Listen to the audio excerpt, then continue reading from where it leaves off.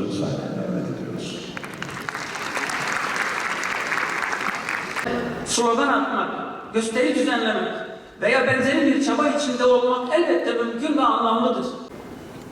İstişare ve liyakati esas alan bir strateji ve plan dahilinde ve hayatı İslam'ın ilkeleriyle inşa etmeye gayret etmişlerdir. Bunu tarif ederken işte bu güven kelimesine dikkat çekiyor. Bismillahirrahmanirrahim.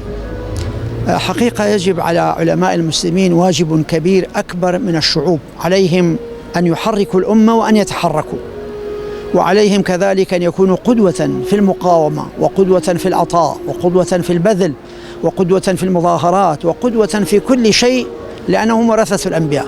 والأمر الآخر إحنا في الاتحاد العالمي لعلماء المسلمين حقيقة طرحنا 9 مشاريع ومقترحات على أمتنا الإسلامية، ولكن مع الأسف الشديد لم تستجب أمتنا لهذه المقترحات إلى يومنا هذا، وإن شاء الله ستستجيب.